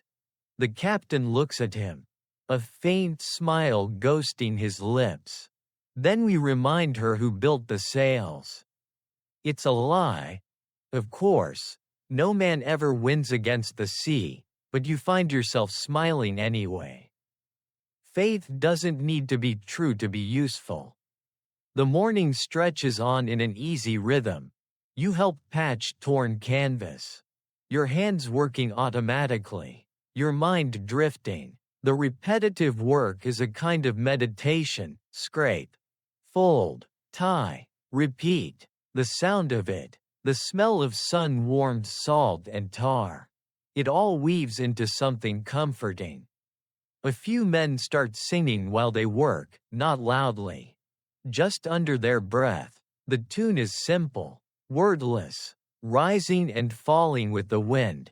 It blends into the sound of the ship until it's impossible to tell where the song ends and the sea begins. You glance up at the sky. The sun has climbed higher now, white and strong, but the air still carries a cool edge. You close your eyes for a moment, breathing it in, feeling that impossible mix of exhaustion and gratitude that only follows survival. Later, when the work slows, Braun collapses beside you with a groan. You ever think about going home? He asks, wiping sweat from his brow. You think for a long moment before answering. Sometimes. But I'm not sure I'd know what to do with still ground anymore. He nods, chuckling. That's the trick, isn't it? The sea ruins you for everything else. He's right, of course. You've seen men step onto land and sway like drunks for days, not from rum, but from confusion. After so long afloat, solid earth feels unnatural, suspicious. Out here, everything moves, everything breathes. You start to believe that maybe you do, too, only because the sea allows it. The old sailor joins you again, easing himself down onto a coil of rope.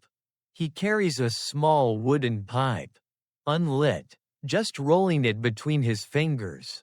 You're lucky, he says after a moment. That storm could have taken her. You glance around the deck, at the scars the night left behind, the cracked railings, the torn ropes, the patches hastily nailed into place. She held, you say. He nods slowly. Aye, ships are like people. They creak, they split, they heal. But every storm leaves a mark, even if you can't see it. You wonder if he's talking about the ship or about you. By evening, the light softens again. The sky bleeds orange into purple, the waves turning gold at their peaks. The air cools, and a steady wind fills the sails. The ship glides easily now, her rhythm restored. The crew eats quietly on deck, a meal of hard bread, salted meat, and thin broth that tastes better than it should. Hunger is the best seasoning at sea. The captain joins them, which almost never happens, taking his bowl and sitting among the men. No one speaks of the night before. They don't need to. After dinner, someone starts another song. This one's older, slower, a ballad about home, or maybe loss. The words are half mumbled, half sung, and carried away by the wind before they can settle. You find yourself mouthing along, not really singing, just breathing the rhythm. The sound fills the air like smoke. Braun nudges you. You're getting sentimental. He teases. Maybe, you say, or maybe I'm just tired. He grins. Same thing. The laughter fades into quiet again. You lean against the rail, watching the last of the sun dip below the edge of the world. The horizon glows for a moment longer. Then the dark takes it back. Stars appear, slow, careful, one by one. You realize you're not afraid anymore. Not of storms, not of the dark, not of the sea's moods. She's taught you her language, harsh, unpredictable, but honest. As you head below deck, the hammock sways gently in the lantern light. The air still heavy with the smell of salt and smoke. You crawl in, muscles aching, mind quiet. Sleep comes easier this time. Not like surrender but like permission. Outside, the sea hums softly against the hull. Steady and familiar, as if she's rocking you herself. You drift off with one last thought. Maybe she doesn't want to kill you after all. Maybe she just wants to remind you who's really in control. Either way, you let her. The next day dawns calm and golden. The kind of morning that feels like a lie told kindly. Sunlight scatters across the deck in warm ripples, catching on puddles of dried salt and glinting off metal fittings polished by the night's breeze. You wake slowly, your body stiff but your mind strangely quiet. The rhythm of the ship has become your heartbeat now. When you climb to the deck, the air smells different, sweeter somehow. Clean and full of promise. The sky stretches clear and endless. And for the first time in weeks, you feel something like peace. The sea rolls beneath the ship in slow, lazy swells, her voice reduced to a hum that could almost be mistaken for kindness. Braun is already there, sitting cross-legged near the bow with a bit of rope in his hands. He's making knots, tight and precise, not for work but for the simple comfort of movement. "Morning," he says without looking up. "Morning," you reply, leaning on the railing. "You're up early." He grins. "Couldn't sleep. Every time I close my eyes, the ship stops moving in my head. And that's worse than any storm." You laugh softly. "You're addicted." He shrugs. "We all are. It's a sickness, but a good one." The captain walks past, nodding briefly as he checks the sails. His steps are steady, the kind of steady that comes from decades of surviving the sea's worst moods. The old sailor follows behind, pipe in hand, humming the same wordless tune he always does, part hymn, part lullaby, part warning. The morning work begins without orders. Men scrub the deck, mend ropes, check barrels. It's muscle memory by now, an orchestra of exhaustion that somehow produces order. The sound of brushes against wood, of boots, of low conversation, fills the air. You take a turn at the pump, drawing up seawater to rinse the deck. The handle creaks, and the water splashes cold over your hands. You pause, watching it slide between the planks, back to the ocean where it came from. Everything ends up back there eventually. By midday, the wind grows stronger, not violent, just purposeful. The sails fill with it, the ship leaning slightly, picking up speed. You can feel the hum of the hull, the soft vibration that tells you she's happy again. Braun joins you at the rail, his hair whipped back by the breeze. "You ever wonder where we're going?" he asks. You frown. "You mean the ship?" "I mean us," he says. "People like us. We go out, we come back, if we're lucky. But for what? To keep proving we can?" You think about it. The sea doesn't reward, she only allows. Maybe that's the point, you say finally. Not to win, just to keep coming back. He smiles. Sounds like something the old man would say. As if summoned, the old sailor appears a few feet away, resting his arms on the railing. "He'd be right," he says, without looking at either of you. You don't sail to arrive. You sail to remember that you're small, and that it's all right to be. You exchange a glance with Braun but say nothing. Out here, some truths don't need agreement. They just hang in the air until they sink in. The afternoon drifts by in quiet rhythm. The light shimmers on the water like spilled gold, and the wind hums through the ropes in a low, endless song. You find yourself watching the horizon more than usual. There's no land in sight, but the line between sea and sky feels softer, blurred, as though the world's edges have melted. When night comes, it does so gently. The sun sinks without drama, the sky fading from gold to lavender to deep blue.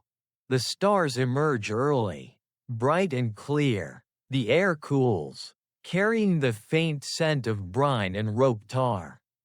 Dinner is quieter than usual.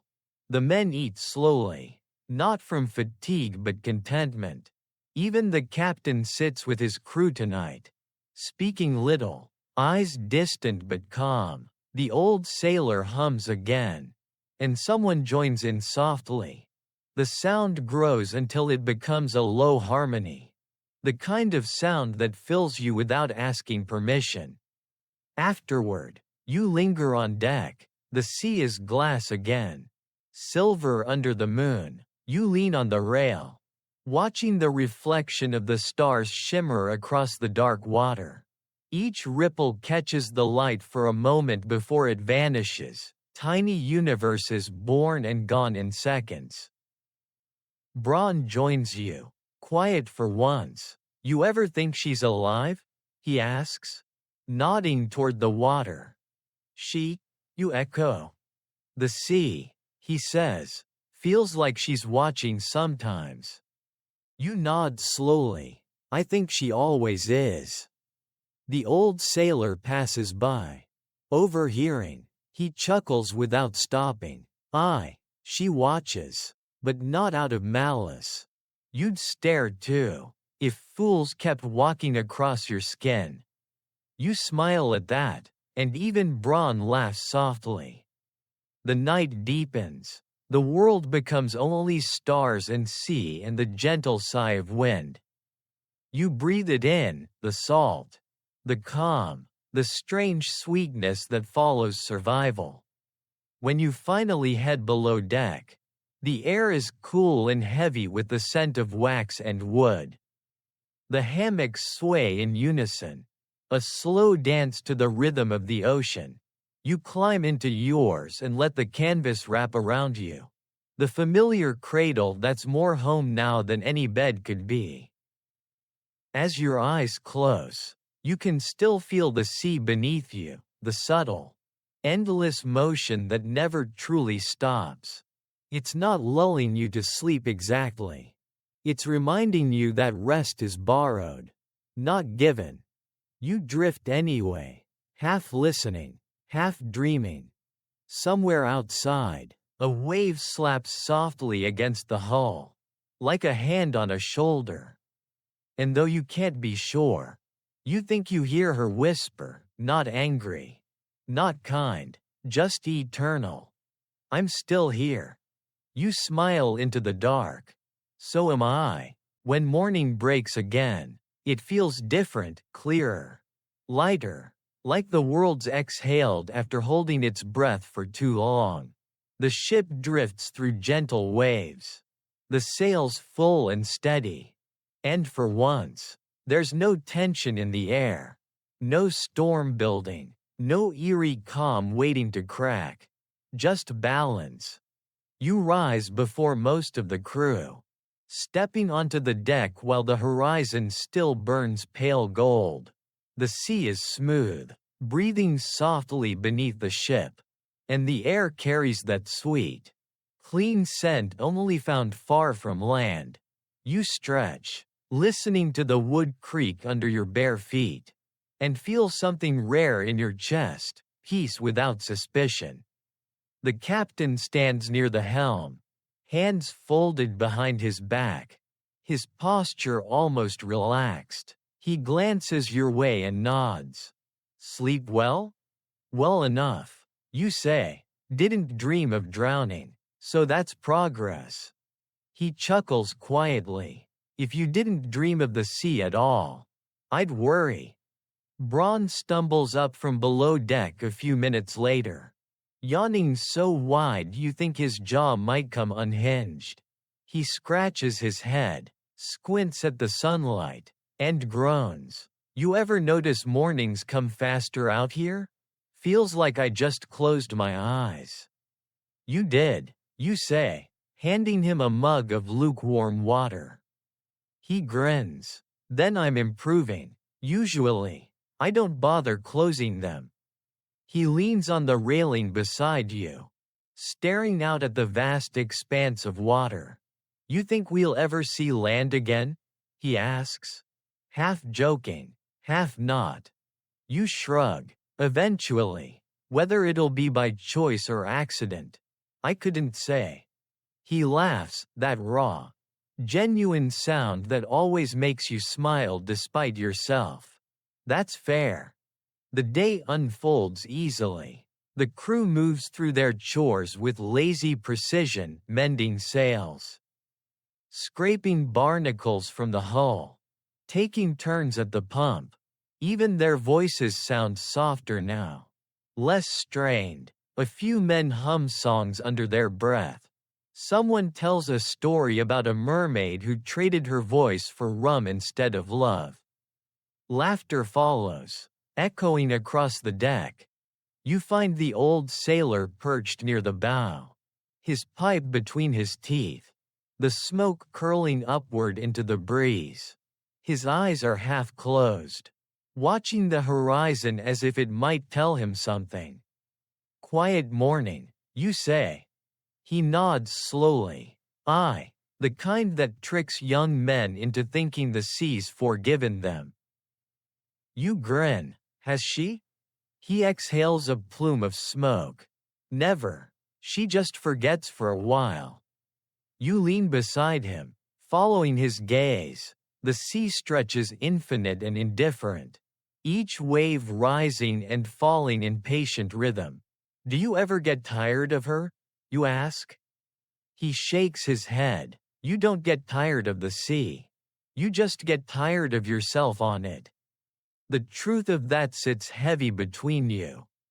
By afternoon, the sun climbs high, the air warm and bright.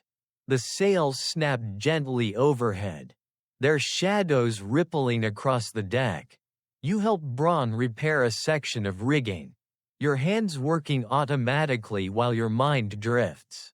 It's strange how easily routine becomes ritual out here, how repetition feels like safety. At one point, Braun pauses, squinting toward the horizon. "There," he says, pointing. You follow his finger, eyes straining. For a moment, you see nothing but haze, and then, faintly, something darker against the blue. "Land?" you ask. "Could be," he says, "or could just be another trick of light." The captain appears beside you, squinting as well. "Keep watch," he orders calmly. "If it's land, we'll find out soon enough." The crew murmurs, energy shifting from lazy contentment to sharp anticipation. Men climb the rigging, shading their eyes, whispering guesses. Every sailor's heart beats faster at the word land, even if it's not home, especially if it's not. An hour passes. The shape on the horizon grows clearer, a dark smudge solidifying into lines and color. It's real. You can see it now, cliffs, faint and distant, jutting up from the water like the edge of another world. Braun grins wide, his face lighting up like the sun itself. "I'll be damned. I thought we'd die out here before seeing dirt again." The old sailor only nods. Expression unreadable. "Careful what you wish for," he says. "Land's not always safer than sea." Still, the excitement spreads. The men work faster, their voices louder. The smell of hope, sharp and strange, fills the air. You can feel it too, buzzing under your skin, though you're not sure if it's joy or unease. As the ship draws closer, the details sharpen. Jagged cliffs rise from the water, dark and wild, dotted with pale streaks of birds. You can see waves crashing against stone, sending white spray high into the air. There's no harbor, no sign of people, just raw, unbroken coast. The captain lowers his spyglass and frowns. No settlement, no smoke, just rock. Braun whistles softly, not exactly a welcome mat. The captain turns to him. "The sea gives what she gives. We'll take a closer look." You feel a strange pull as the ship approaches the cliffs, a mixture of relief and dread. Land means rest, yes, but it also means endings. After so long adrift, the idea of something solid beneath your feet feels almost wrong. The ship slows as the wind softens. The sound of waves crashing against stone grows louder. You can smell it now, earth, wet and mineral, unfamiliar after weeks of salt and air. Braun rests his arms on the rail, squinting at the cliffs. "You think it's beautiful?" he asks. You nod, in the way lightning is. He laughs softly. That's fair. The captain orders the anchor dropped. The heavy chain rattles through its gears. Echoing through the hull, the ship settles, rocking gently in place. The men move quietly now, their earlier excitement replaced by a cautious stillness. You stand there, watching the waves crash against the shore, each one breaking apart in a flash of white foam. The sea murmurs below, the cliffs stand silent above, and between them, you feel impossibly small again. Maybe that's the lesson, not survival, not conquest, but acceptance. You don't tame the sea or the world beyond it. You just live between them, listening, learning their moods, and calling it life. As night falls, the cliffs turn black against the fading sky. The stars emerge one by one, their reflections trembling on the dark water. You lean against the rail, eyes half closed, letting the soft wind brush against your face. Somewhere behind you, Braun hums an old sailor's tune, low, slow, and endless, the kind of song that sounds like the sea herself might be singing along. You close your eyes and listen.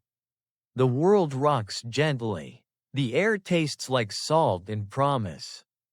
And you know, whether on land or at sea, you'll always belong to the water now. The next morning arrives softly, wrapped in mist. It's the kind of fog that blurs everything, sky from sea, horizon from air, thought from dream. The cliffs you saw last night are gone now, swallowed whole by the gray. The world feels smaller, enclosed, as if you're floating inside the lungs of the ocean herself. You stand at the rail, your breath turning into faint ghosts in the cold. The water is calm again, rippling in slow, soundless waves. Somewhere behind you, the crew moves quietly, their boots thudding against the boards. No one speaks loudly. It feels wrong to disturb this stillness. The captain's voice breaks the silence. Low but clear, we'll weigh anchor once the fog lifts. He says it without looking up, his hands folded behind his back. He doesn't need to raise his voice. Everyone hears him. Everyone always hears him.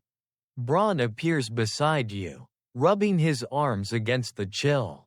His grin is subdued this morning, but his eyes are bright. Strange, isn't it? He murmurs. How peaceful it feels right before the world decides to move again. You nod. Peace never lasts out here. It just pauses. He smirks faintly. You're starting to sound like the old man.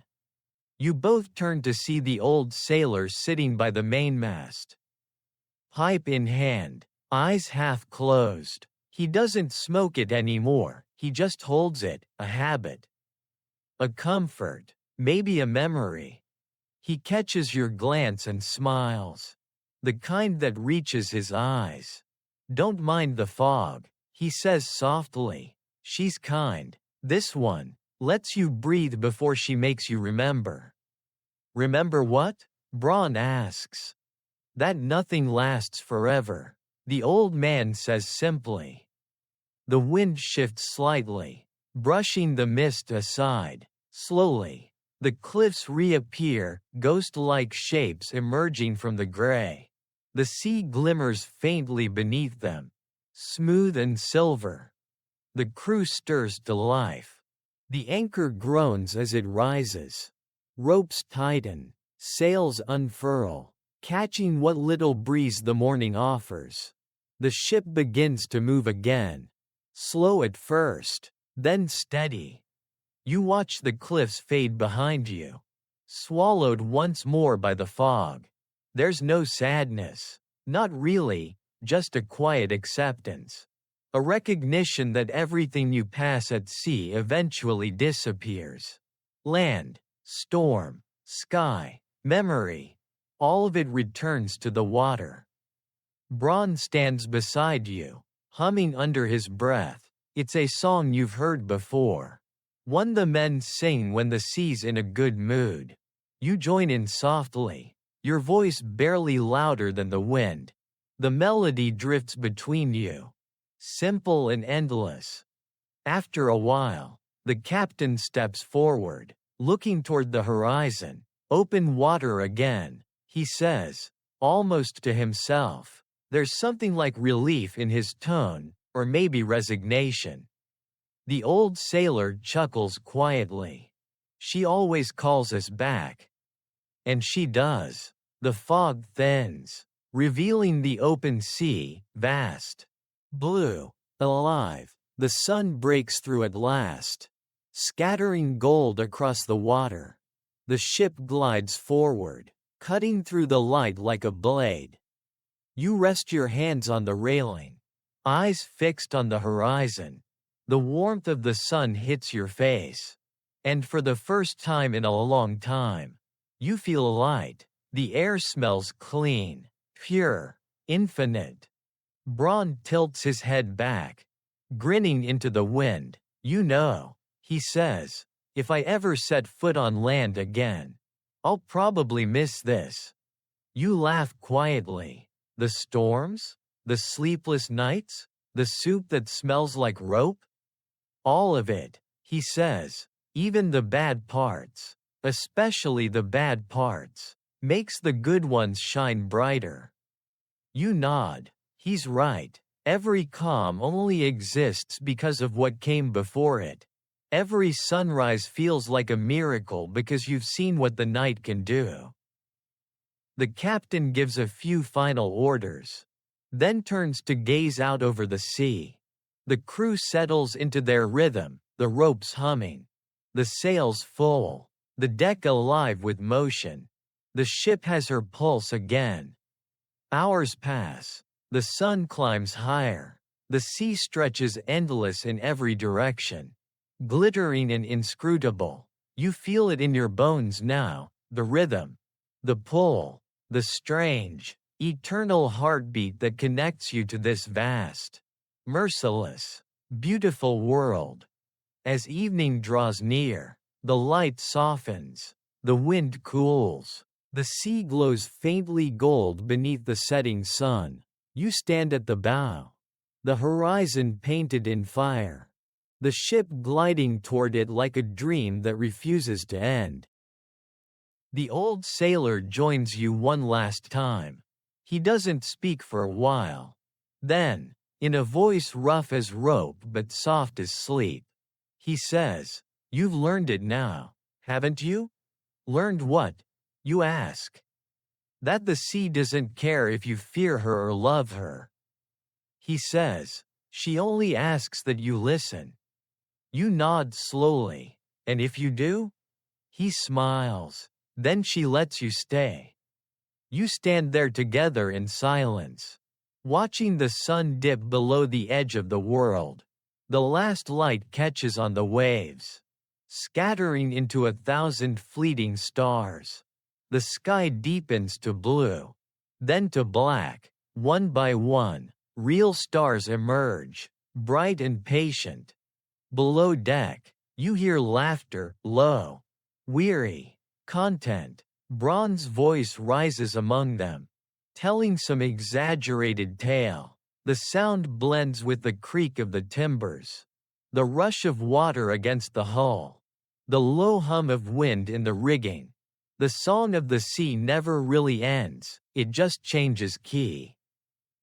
You close your eyes, feeling the ship sway beneath you, steady, alive, familiar. The air is cool, the night gentle. For the first time, you're not waiting for calm or fearing the next storm. You're just here.